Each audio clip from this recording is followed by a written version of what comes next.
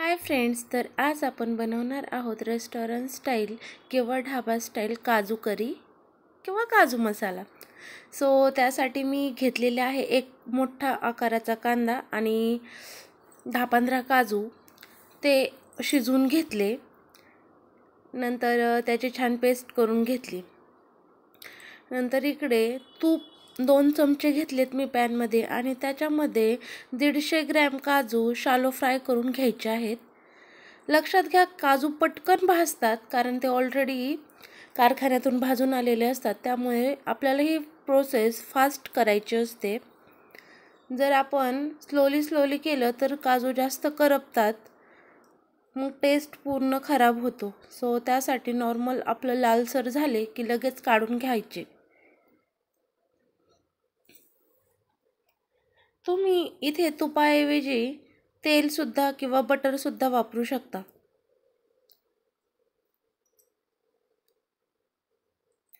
संपूर्ण काजू काढून घेतल्यानंतर मी याच्यामध्ये थोडेसे खडे मसाले घालून घेत आहे।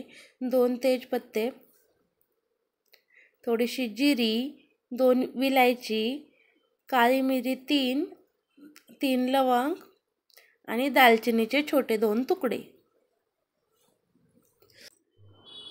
नंतर थोडासा लसूण मी बारीक चिरून टाकलेला आहे। तुमच्या आवडीनुसार तिखट तुम्ही इथे घालून घ्यायचे। हिरवी मिरची जरा जास्तच तिखट होते, त्याच्यामुळे मी 2 हिरवी मिरची बारीक चिरून याच्यामध्ये घातलेल्या आहेत। तुम्हाला जास्त तिखट लागत असेल तर तुम्ही आणखी ॲड करू शकता। त्यानंतर एक मोठ्या आकाराचा कांदा बारीक चिरून तो पण याच्यामध्ये घालून छान लालसर होईस तोपर्यंत परतून घ्यायचा आहे।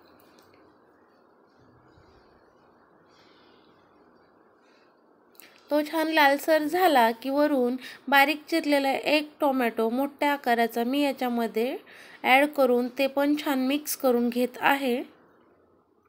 झाकण ठेवून 2-3 मिनिट शिजून घ्यावं। त्यानंतर एका टोमॅटोची मी प्युरी केलेली होती ती याच्यामध्ये ॲड करून झाकण ठेवून हे पण छान शिजवून घेतलेलं आहे। जोपर्यंत भाज्यांचा कच्चेपणा निघून जात नाही तोपर्यंत त्या छान शिजवून घ्याव्या, नाहीतर भाज्यांचा वास येतो। त्यानंतर मी काजू आणि कांद्याची पेस्ट करून घेतलेली आहे, ती पण छान मिक्स करून घेतली आणि छान शिजवून घ्यायची। एकजीव होऊस तोपर्यंत आपल्याला हे बॅटर मिक्स करून घ्यायचं आहे। अशा प्रकारे मी ते 5 ते 10 मिनिटं शिजवून घेतलं। जोपर्यंत ते छान शिजत नाही तोपर्यंत आपल्याला त्याची टेस्ट छान येत नाही। त्यानंतर मी थोडासा गरम मसाला टाकून परत ते मिक्स करून घेतलं। हळद, तिखट, लाल मिरची पावडर, बेडकी मिरची असेल तरी तुम्ही टाकू शकता। मी घरचा मसालाही थोडासा ॲड केलेला आहे याच्यामध्ये।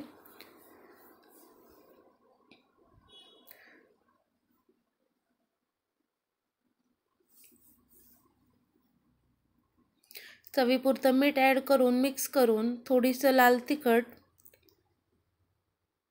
काश्मीरी लाल मिर्च टाकलेली आहे, त्याच्यामुळे कलर छान येतो। हे पहा, तेल सुटायला लागलेलं आहे ग्रेव्हीला।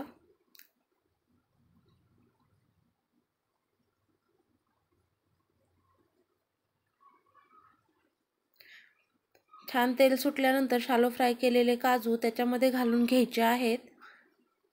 ते पूर्ण मिक्स करून पुन्हा झाकण ठेवून 5 ते 10 मिनिटं शिजवून घ्यायचे। एक उकळी आल्यानंतर पहा, भाजी अशा प्रकारे दिसत आहे। तुम्हाला भाजी किती थिक किंवा किती लिक्विडी हवी आहे त्यानुसार तुम्ही त्याच्यामध्ये पाणी ॲड करायचं। पण लक्षात ठेवा, पाणी हे गरमच ॲड करायचं। गरम पाण्याने ॲड केल्यानंतर काय होतं, भाजीची टेस्ट बदलत नाही, त्याच्यामुळे गरम पाणीच ॲड करायचं। त्यानंतर पहा, पाणी ॲड केल्यानंतर पण एक छान उकळी काढून घेतली।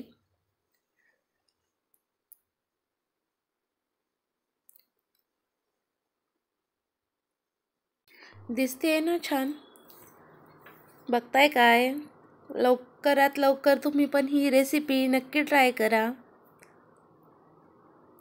त्यानंतर मी थोडीशी कोथिंबीर टाकून गार्निशिंग करून घेतलं आणि सर्व केली एका डिशमध्ये। दिसते ना मस्त टेमटेम एकदम रेस्टॉरंट स्टाईल। सो लवकरात लवकर तुम्ही पण ही रेसिपी नक्की ट्राय करा. Thank you for watching this video.